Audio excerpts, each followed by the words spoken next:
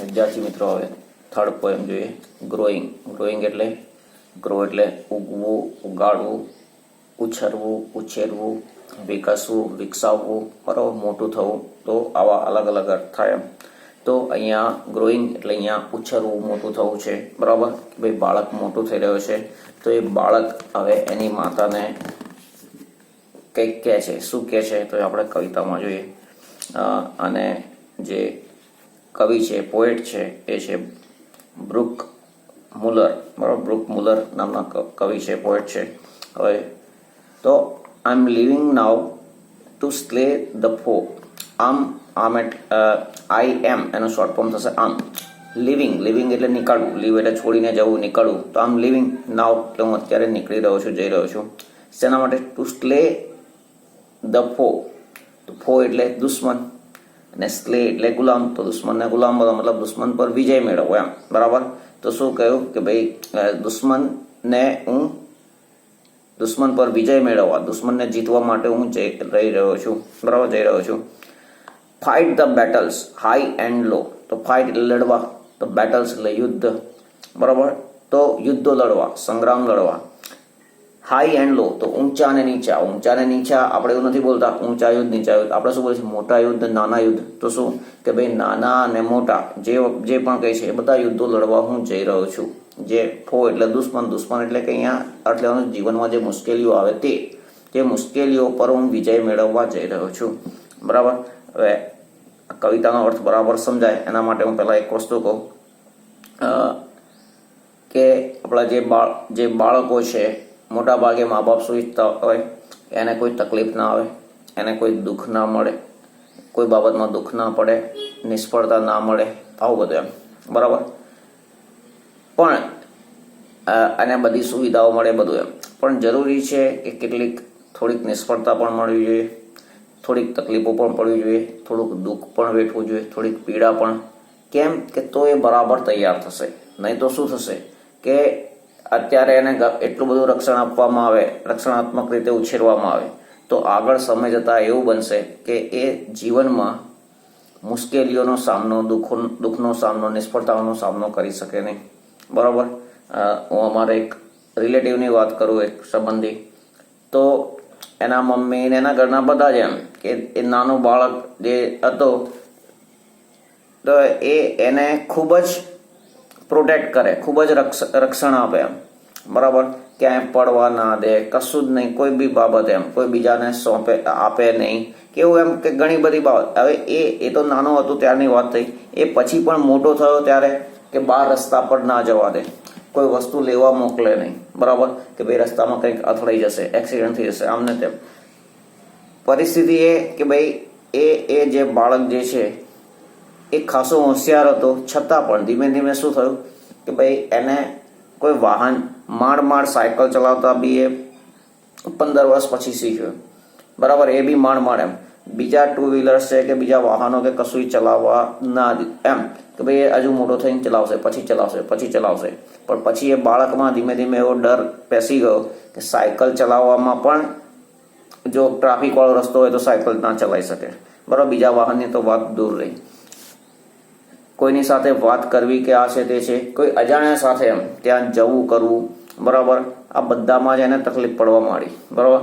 એ ધીમે ધીમે અને એને કોઈ જાતના દુઃખ ના પડે, કશું ના. એટલા માટે એ જરા બી બહારની દુનિયા સાથે એકલો ક્યારેય ગયો જ નહીં. અને ગયો નહીં એના કારણે ધીમે ધીમે શું થયું કે આળસુ પણ થઈ ગયો, બરાબર. કમ્ફર્ટ ઝોન બીજું બોલાતું હોય છે કે કમ્ફર્ટ ઝોનમાં રહેવું એમ, બરાબર. કંઈ હાર્ડવર્ક ના કરવું. તો ધીમે ધીમે પરિસ્થિતિ આવી ગઈ. એનું ભણવાનું જે ગ્રેજ્યુએશન છે એ પણ પૂરું ના થયું, અને એટલે કે બીકોમ બી પૂરું ના કર્યું, અને પછી આળસુની જેમ પડી રહ્યો અને ધીમે ધીમે ડિપ્રેશનમાં આવી ગયું. તો બહુ બાળકને પ્રોટેક્ટ કરવો, બહુ રક્ષણાત્મક રીતે ઉછેરવું તો એ પણ નકામું છે. એને થોડા દુઃખો પડે, એને તકલીફો પડે, બરાબર. એ પણ જરૂરી છે. નિષ્ફળતાઓ મળે એ પણ જરૂરી છે. નહીં તો શું થશે કે જીવનમાં આગળ જતા એ મોટી નિષ્ફળતાઓ પચાવી નહીં શકે, બરાબર. તો અને એના માટે કે ભાઈ આપણે રમત રમતા આવીએ, ક્રિકેટ છે કે પત્તા છે કે ચેસ કે કંઈ બી આમ, તો જુઓ એમાં હારજીત થતી રહેશે. તો એ હારજીતથી આપણે એ શીખવાનું છે કે ભાઈ હારજીત જીવનમાં આવતી રહે. એવું ના હોય કે દરેક સમયે આપણે જીતતા રહીએ, નિષ્ફળતા પણ મળતી રહે, સફળતા પણ મળે, બરાબર. તો આ રમતો શેના માટે છે કે રમતો એક સ્પોર્ટ્સમેન સ્પિરિટ, જે એક એ ટાઈપનું એટીટ્યુડ કે ભાઈ જીત પણ થાય અને હાર પણ થાય, બરાબર, એ રીતે આપણને માનસિક રીતે તૈયાર કરવા માટે છે, બરાબર. તો અહીંયા બાળક કે પોતાની માતાને શું એ જાતે એમ કહે છે, બરાબર, કે મને દુનિયાભરની મુશ્કેલીઓ વેઠવા દે, બરાબર, યુદ્ધો મને લડવા દે, બરાબર. તો એ વસ્તુ અહીંયા કવિતામાં છે. હવે આ વાત મેં કહી તો તમને સમજવામાં થોડુંક સરળ રહેશે. તો શું કહ્યું કે આઈ એમ લિવિંગ નાઉ ટુ સ્લે ધ ફો. તો ફો એટલે દુશ્મન, દુશ્મન એટલે અહીંયા મુશ્કેલીઓ. તો હું મુશ્કેલીઓ પર વિજય મેળવવા જઈ રહ્યો છું, બરાબર. Fight the battle high and low. તો નાના અને મોટા, શું કે પેલા હાઈ છે તો મોટા બોલે, તો મોટા અને નાના બધા જ યુદ્ધો જે છે એ હું લડવા જઈ રહ્યો છું. આઈ એમ લિવિંગ, હું જઈ રહ્યો છું. Mother here me go. તો માં અથવા મમ્મી, હિયર મી ગો તો મને જવા દે, શું એટલે મને જવા દે, હું જઉં છું એમ. મધર એટલે માતા, તો માતા મને જવા દે, અથવા તો બીજું માં મને જવા દે. પણ આપણે મોટે ભાગે કે ભાઈ મમ્મી શબ્દ જે ઇંગ્લિશમાંથી અંગ્રેજીમાં જે આવેલો છે એ ગુજરાતીમાં પણ આપણે મમ્મી બોલતા આવીએ છીએ. અને ગુજરાતીમાં પણ લેખકો કે કવિઓ ઘણું લખતા હોય તો એમાં પાછું હવે પહેલા તો માં અને માતા જ આવતું, પણ હવે બધા મમ્મી પણ લખતા હોય છે, બરાબર. તમે મમ્મી કે માં કે માતા જે કહે. તો માં મને જવા દે, હું નીકળી જઈ રહ્યો છું. Please wish me luck today. Please મહેરબાની કરીને, કૃપા કરીને, કે ભાઈ માતાને ડર હોય કે ભાઈ એ જાય છે તો એને કોઈ અકસ્માત થશે, વાગશે, નિષ્ફળ, બરાબર, કે ભાઈ એને કંઈક ને કંઈક નુકસાન થશે, કે ભાઈ દુનિયામાં સંઘર્ષ જે કરવાનો છે એ સંઘર્ષમાં, એટલે માતા ડરતી હોય છે એને બહાર મોકલતા, બરાબર. તો શું કહે છે કે please wish me luck today. તો તું મને આજે શુભેચ્છા પાઠવ. લક એટલે સારું નસીબ, તો સારું નસીબ પાઠવ મતલબ શુભેચ્છા પાઠવ, બરાબર, મને આશીર્વાદ આપ. તો please wish me luck today, તો મને શુભેચ્છા પાઠવ, શુભેચ્છા. I have grown my wings, I want to fly. તો I have grown my wings, તો મારે પાંખો ઉગી ગઈ છે, બરાબર. આઈ વોન્ટ ટુ ફ્લાય, હું ઉડવા માંગુ છું. તો અહીંયા પાંખો એટલે જેમ પક્ષીની પાંખો, એ પાંખો આવી ગઈ ના, પણ એ માનસિક રીતે હવે સક્ષમ થતું જાય છે, તૈયાર થતું જાય છે, બરાબર. આઈ વોન્ટ ટુ ફ્લાય, ને હું ઉડવા ઈચ્છું છું, બરાબર. તો ઉડવા ઈચ્છું છું મતલબ કે જે સંગ્રામ છે એમાં જંપલાવવા માંગુ છું, જે સંઘર્ષ છે કરવા માંગુ છું, જિંદગીના જે સંઘર્ષ છે એમ, બરાબર. સીઝ માય વિક્ટરીઝ વેર દે લાય. તો સીઝ એટલે આંચકી લેવું, બરાબર, તો આંચકી લેવું. માય વિક્ટરીઝ તો મારી જીત, મારા વિજયો. વેર દે લાય, વેર એટલે કે જ્યાં, દે લાય તે પડેલા છે, સૂતેલા છે. તો જ્યાં મારા વિજયો પડેલા છે, જીત પડેલી છે, તો કહેવાનો મતલબ શું છે કે હું ઘરમાં બેસી રહીશ તો કંઈ મને જીત હાંસલ થવાની નથી, બરાબર. તો હું બહાર જઈશ ને જ્યાં પણ મારી જીત પડી છે ત્યાં આંચકી લેવું એટલે મતલબ કે મહેનત કરીને લઈશ એમ. તો સીઝ માય વિક્ટરીઝ વેર દે લાય. તો મારી જે જીત છે જ્યાં પડેલી છે મારા વિજયો, એને હું આંચકી લઈશ, એને લઈશ એમ. આઈ એમ ગોઈંગ, તો હું જઈ રહ્યો છું. મોમ, માં. બટ પ્લીઝ ડોન્ટ ક્રાય, પરંતુ પ્લીઝ રડીશ નહીં. શું? પ્લીઝ મહેરબાની કરીને, કૃપા કરીને રડીશ નહીં, બરાબર, કે તારા આંસુઓથી મારો ઈરાદો કેવો થઈ જશે, નબળો થઈ જશે, બરાબર. મારો મજબૂત ઈરાદો છે એ નિર્બળ બની જશે, એટલે પ્લીઝ તું રડીશ નહીં. તો કૃપા કરીને, તો હું જઉં છું માં, પણ તું કૃપા કરીને રડીશ નહીં. Just let me find my way.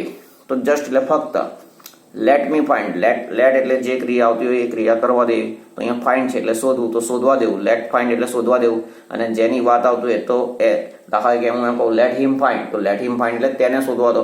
અહીંયા છે મને શોધવા દો, તો લેટ મી ફાઇન્ડ. તો let me find my way, મારો રસ્તો. તો શું? મને મારો રસ્તો શોધવા દો. ઘણા મા બાપ બાળકને રસ્તો તૈયાર કરી આપતા હોય કે આમ કરવાનું, તેમ કરવાનું, આ રસ્તે જવાનું, તે રસ્તે. તેવું નહીં, અહીંયા બાળક શું કહે છે, મને મારો રસ્તો શોધવા દો એમ. Let me find my way. I want to see and touch and hear. Though there are dangers, there are fears. તો I want to see, તો હું જોવા ઈચ્છું છું. શું? I want to see, હું જોવા ઈચ્છું છું. And touch, અને સ્પર્શવા ઈચ્છું છું, અડકવા ઈચ્છું છું. And hear, અને સાંભળવા ઈચ્છું છું. મતલબ બધી રીતે હું એનો અનુભવ કરવા ઈચ્છું છું. શું? કે ભાઈ see, touch and hear મતલબ કે જોવું, સાંભળવું ને સ્પર્શવું. તો કહેવાનો મતલબ કે અનુભવ કરવો એમ. તો હું અનુભવ કરવા ઈચ્છું છું. દો એટલે જો કે છતાં. શું? there are dangers એટલે ભય, ખતરા, કે ભાઈ જીવનમાં ખતરા છે, ભય છે, બરાબર. there are fears, ડર પણ છે, બરાબર. શું? કે ભાઈ ખતરા પણ છે ને ડર પણ છે, તેમ છતાં હું જાતે બરાબર એનો અનુભવ કરવા ઈચ્છું છું. દાખલા તરીકે કે ભાઈ નદી છે, હવે તમે નદીમાં જ્યાં સુધી પડો નહીં બરાબર, તરતા શીખવા માટે પણ નદીમાં તો પડવું જ પડે, પાણીમાં પડવું જ પડે બરાબર. તો એ રીતે કે ભાઈ ભલે ભય પાણીનો ભય આપણને લાગતો હોય પણ તો પણ એમાં પડીને શીખવું તો પડશે જ, એમ તરવું હશે તો બરાબર. તો એ રીતે એમ અહીંયા વાત છે કે I want to see and touch here though there are dangers there are fear બરાબર. જો કે ભય છે, ખતરા છે બરાબર, ડર છે, છતાં હું જાતે તેનો અનુભવ કરવા ઈચ્છું છું બરાબર. પછી આગળ છે I smile my smiles and dry my tears. તો આઈ સ્માઇલ માય સ્માઇલ્સ એટલે સ્માઇલ એટલે સ્મિત, હાસ્ય બરાબર. તો સ્મિત ક્યારે પ્રકટ છે? આનંદની કોઈ વાત હશે ત્યારે બરાબર. તો કે ભાઈ હું એને માણવા માંગુ છું એમ બરાબર. શું મારા આનંદને મતલબ કે ભાઈ તમે તૈયાર કરીને આપો એમાં જે આનંદ આવતો હોય એના બદલે હું કંઈક એવું તૈયાર કરું, સર્જન કરું તો એમાં આનંદ કેવો આવશે? વધારે. તો હું મારો આનંદને માણવા માંગુ છું એમ સંપૂર્ણપણે. એન્ડ ડ્રાય માય ટીયર્સ એટલે આંસુ. તો આંસુ કે ભાઈ દુઃખમાં, તકલીફમાં એમાં આવતા હોય તો કે ભાઈ એને સૂકવી નાખવા માંગુ છું. સૂકવી નાખવા માંગુ છું મતલબ આંસુને આમ રકાવીમાં વાડકીમાં ભરીને સૂકવી નાખવું એવું ના. કહેવાનો મતલબ કે જે મુશ્કેલીઓ આવશે, જે દુઃખ આવશે એને હું સહન કરીશ બરાબર, અને એને હું મિટાવીશ એમ. તો એ રીતે શું કહ્યું કે હું મારા આનંદ જે છે એને હું જાતે બરાબર એને શું કરવા માંગુ છું? માણવા માંગુ છું. અને મારા જે દુઃખો છે એને મિટાવીશ, એને સહન કરીશ, મિટાવીશ એમ. Please let me speak my say. તો પ્લીઝ કૃપા કરીને late me speak my say. તો મારે જે કહેવું છે મને કહેવા દે. કેટલીક વાર માતા પિતા ભાવનાત્મક રીતે લાગણીશીલ બની અને એવા શબ્દો કહે કે બાળક પોતાને જે કહેવું છે કહી ના શકે. તો અહીંયા બાળક શું કહે છે? Please let me speak my સે. મારે જે સે એટલે કહેવું બરાબર. તો મારું જે કહેવાનું છે, માય સે મતલબ મારું કહેવાનું, તો મારું કહેવાનું છે એ મને કહેવા દે, મને બોલવા દે. આઈ એમ ઓફ. તો OFF ઓફ એટલે દૂરથી જવું બરાબર. તો આઈ એમ ઓફ તો હું દૂરથી જઉં છું મતલબ. ટુ ફાઇન્ડ માય વર્લ્ડ તો મારી દુનિયા. તો મારી દુનિયા હું શોધવા જઈ રહ્યો છું. માય ડ્રીમ્સ મારા સ્વપ્નો. કાર્વ માય નીચ. કાર્વ એટલે કંડારવું, નીચ એટલે સ્થાન. તો મારું સ્થાન કંડારવા મતલબ દુનિયામાં, જગતમાં મારું સ્થાન બનાવવા માટે જઈ રહ્યો છું. સો માય સિમ્સ. હવે SEW છે તો સ્યુ નહીં બોલાય પણ સો બોલાશે. સો ઉચ્ચાર સો થાય છે બરાબર. My seams. Sew my seams. Sew એટલે ઘડવું, માય સિમ્સ મારી જાતને. તો મારી જાતને ઘડવા માટે. શું? મારી જાતને ઘડવા માટે. અને કાર્વ માય નીચ તો મારું સ્થાન કંડારવા, દુનિયામાં મારું સ્થાન બનાવવા, મારી જાતને ઘડવા માટે બરાબર. Remember as I cell. અને પેલું ઉપર છે એ જોઈએ કે કાર્વ માય નીચ સો માય સિમ્સ. તો કેવું દાખલા કે કોઈ પથ્થર હોય બરાબર. પથ્થર એમ છે, પથ્થરનું મૂલ્ય હોતું નથી પણ એ પથ્થરને કંડારવામાં આવે, કોતરવામાં આવે, એનું એક સ્ટેચ્યુ બનાવવામાં આવે, મૂર્તિ બનાવવામાં આવે તો એ કંડારવામાં આવે તો કોઈ એ સ્થાન પામે છે બરાબર.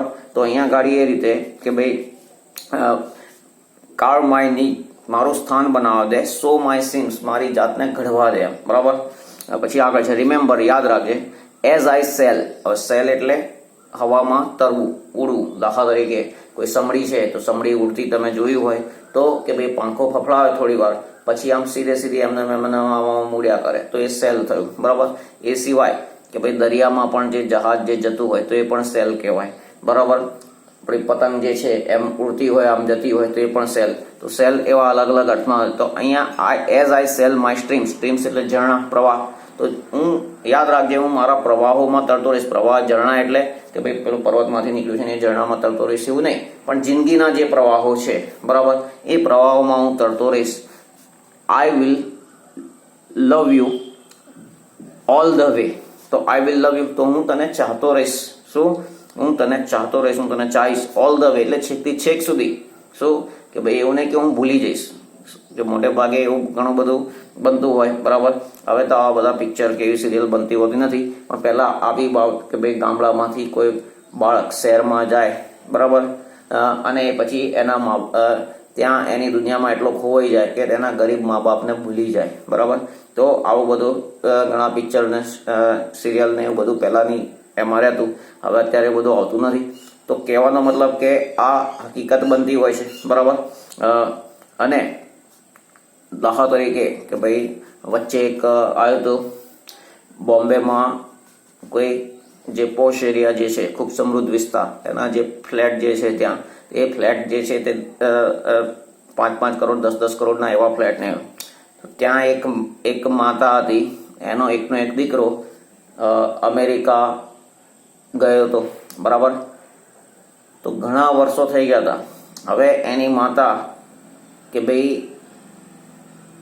સોફામાં કે ખુરશીમાં બેઠેલી, કે ભાઈ 2-3 વર્ષ પહેલા આ બધું આવ્યું હતું, તમે જોયા હશે વિડીયો ને સાંભળ્યું હશે સ્ટોરી, બરાબર.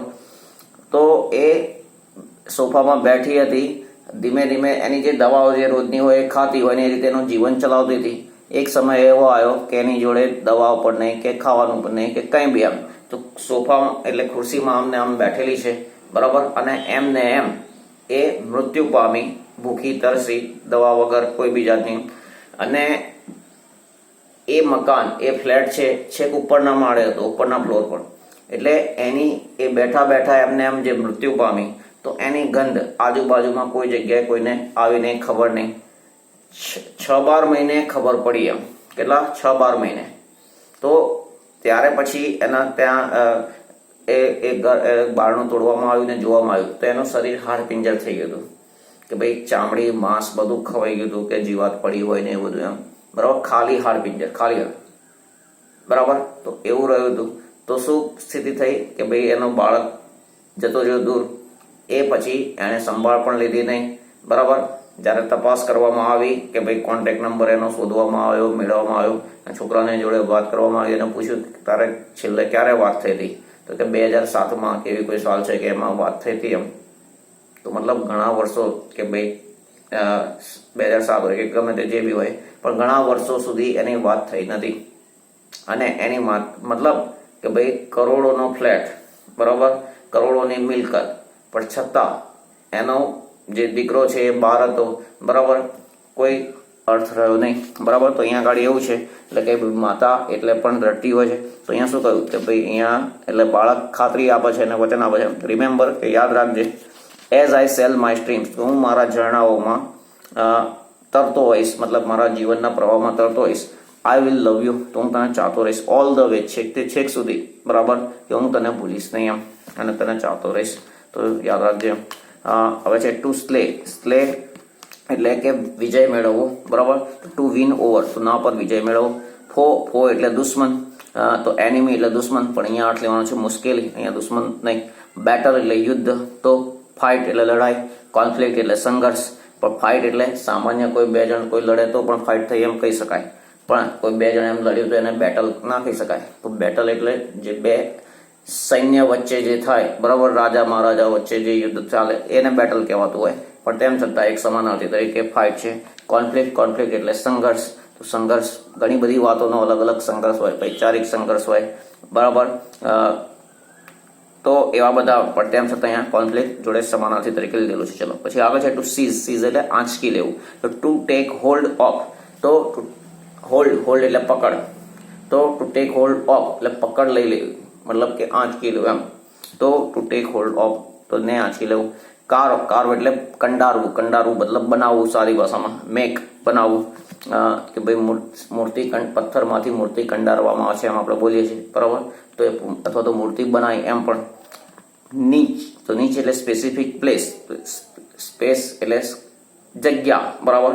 સ્પેસિફિક એટલે ચોક્કસ, તો ચોક્કસ જગ્યા બનાવવી. દાખલા તરીકે આપણે એમ કહીએ છીએ કે ભાઈ વિરાટ કોહલી ભારતની ટીમમાં સ્થાન બનાવવામાં અથવા સ્થાન મેળવવામાં સફળ રહ્યો, બરાબર.